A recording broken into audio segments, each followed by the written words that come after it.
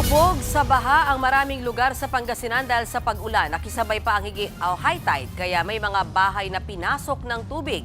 At live mula sa Dagupan, Pangasinan, nasa frontline ng balitang yan si Mon Gualvez. Mon, kamusta kayo dyan?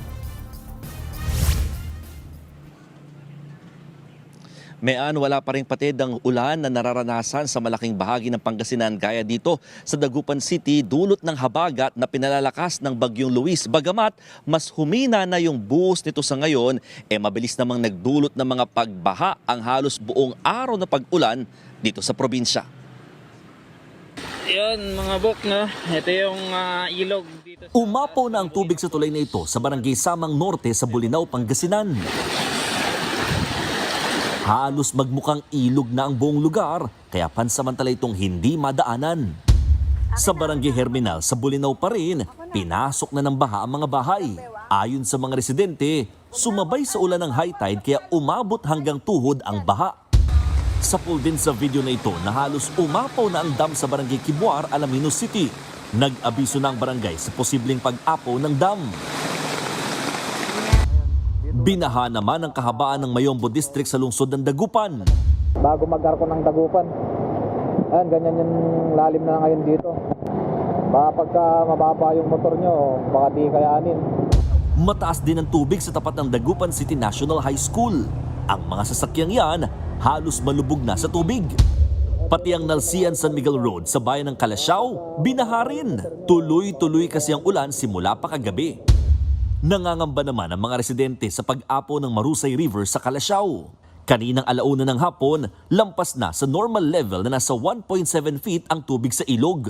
Hindi rin nakaligtas sa pagbaha ang Kabiloocan Elementary School sa Calasiao. Meron tayong mga isolated stagnant water sa ating mga kalsada dito sa ating bayan.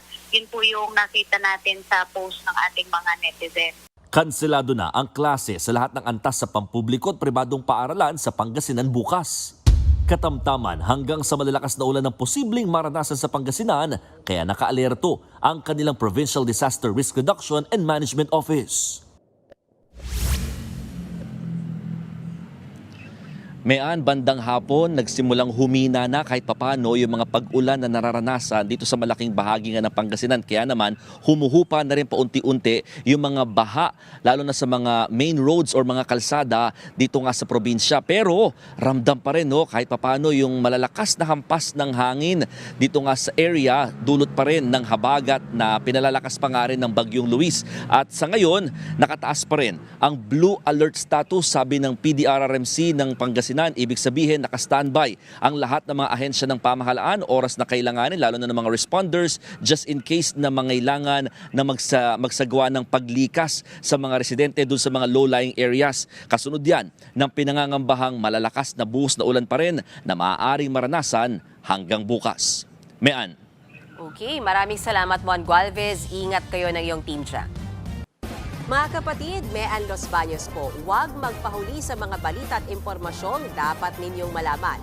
Para sa mas malawak na balitaan at diskusyon, mag-follow at mag-subscribe na sa social media pages ng News 5.